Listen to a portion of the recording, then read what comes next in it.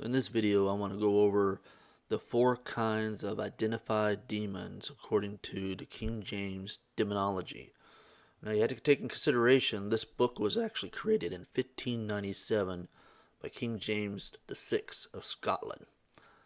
And basically, it was a witchcraft lore called demonology.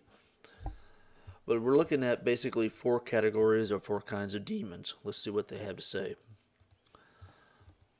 So, according to the King James, there are these specific 4 categories or kinds: the spectra or specter lemurs, the umbra mortorium or the shadow people, and then there are obsession kinds and possession kinds.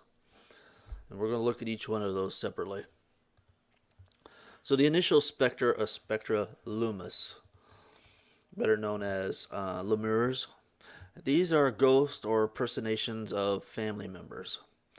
So basically what the 2 things that a couple do is they are thought to impersonate the deceased or ghosts that have troubled houses or solitary hauntings.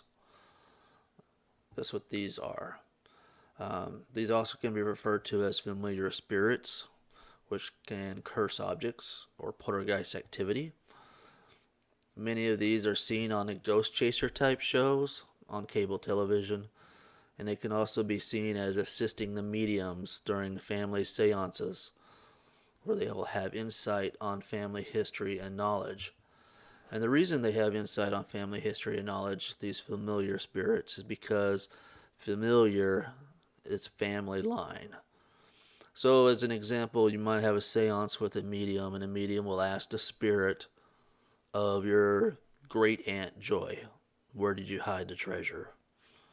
And that familiar spirit or of his kind will have already watched your family line from the beginning all the way down, and they have very good knowledge in regards to everything revolving around your family line and would have insight of things you would not have.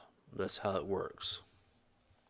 So then the second one we have here is the umbra mortuorum, or the shadow people. And we see these shadow people also on these ghost hunter type shows. They attempt to catch it with special lighting and technology. These are referred to as the shades of the dead. Earliest encounters with the shadow people was reported by the editor of the paranormal magazine, Richard Holland. And there are normally dark countenance or malevolent feelings that are often reported in association with these creatures. A heavy feeling, depression. And for Jason Offutt, the author of The Darkness Walks, most common type of shadow person encounters usually is a blacker than night human-shaped shadow, and people usually see these walking through bedroom, hallways, living rooms, etc. And if you watch the ghost shows, usually they're malevolent, or they will say that they have their own personalities, etc. The third one, according to King James, is the obsession type of demonic. And these are basically entities that are follow people around to trouble them on the outward during the day. Some refer to them as maybe an incubus or succubus would fall along this kind. It could also be possibly a mental illness, oppression of these spirits. An example in the King James Bible is 2 Corinthians chapter 12, 7 through 8, where it makes reference that Paul has a thorn in the flesh, that he wasn't allowed to be removed. That verse says, "And lest I should be exalted above measure through the abundance of the revelations, there was given to me a thorn in the flesh, the messenger of Satan, to buffet me, lest I should be exalted above measure. For this thing I besought the Lord thrice, that it might depart from me." So within that context, it's not a sickness per se, but it was a messenger from Satan himself to bother him. And it's also believed that the obsession is an advanced form of oppression to the believer. And I'll make a slight note here that even though you are a true Christian, you deal with these oppressions anyway. Okay?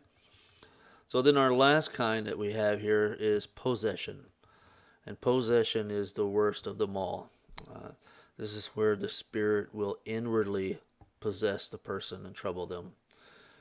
Usually illusionary deceptions to make them believe they are traveling as in astral projections, or they could provide them prophecies.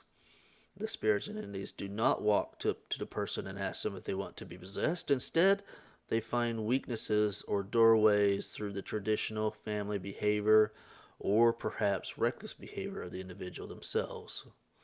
This would also involve, in my opinion, the occult, any type of necromancy, or any type of witchcraft. The person's act of free will must be breached, meaning a possession, while it is rare, does occur, and the possession is a full-on total takeover of the individual's soul. Not spirit, but soul. They usually seduce a person with something simple and almost innocent unless they have done something they have tremendously shame or guilt as a doorway.